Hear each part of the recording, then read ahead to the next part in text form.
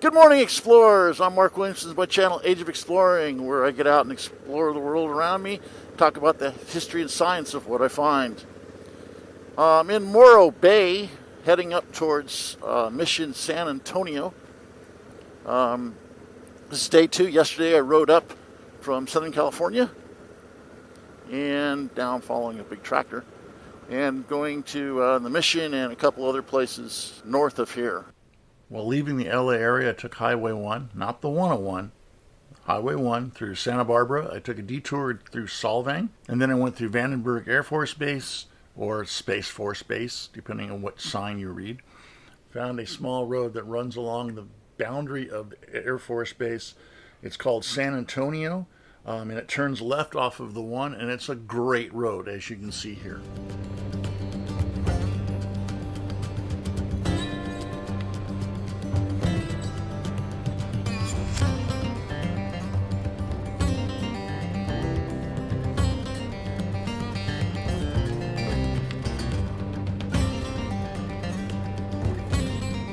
Solvang, California is called the Danish capital of America.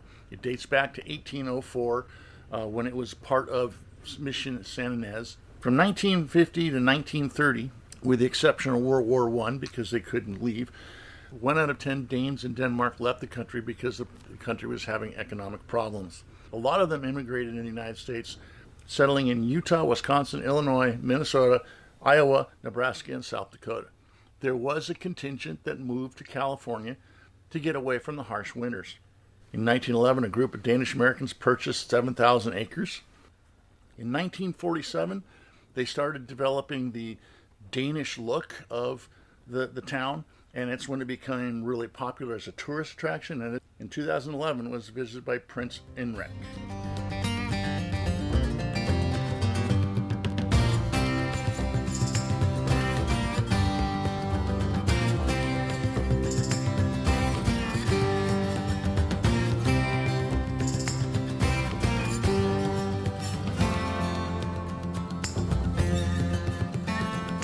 Every kid that goes to school in California learns California history, and specifically the history of the missions, in the 4th grade.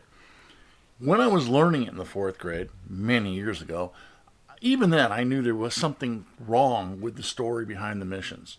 While doing the research about the places I visited over the past 20 years, I've learned that what happened in the California missions was not good. It was, in fact, really bad, like really, really bad.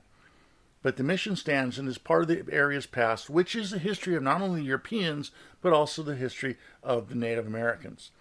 I think it's important when looking at the history of an area to document both sides with as little bias as possible, and that's what I've tried to do. The Native American name for the area is Tehea. Mission San Antonio de Padua was named after the patron saint of the poor, St. Anthony of Padua. It was the 3rd mission established by Father Junipero Serra, and the first to use fire tile roofing. It was founded on July 14th, 1771, and currently is a parish church no longer doing mission work. It was founded along the Camino Real, but the problem was it was not near reliable water. The river, the Salinas River, is actually fairly far away. It was founded on July 14th, 1771, but building didn't start until 40 years later in 1810.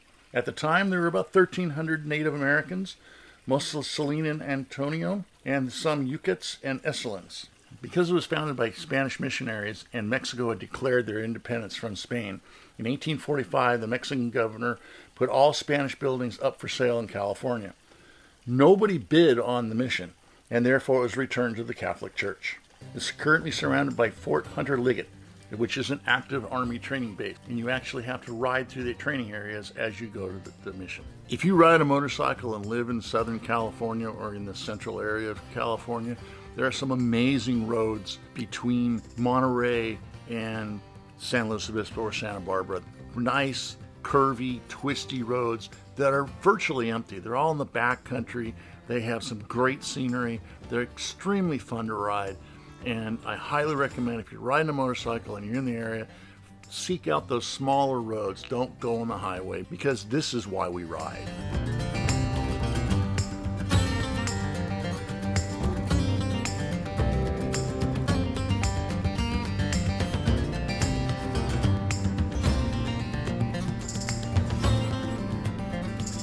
I hope you enjoyed the video. As always, be great, do good, go out and explore.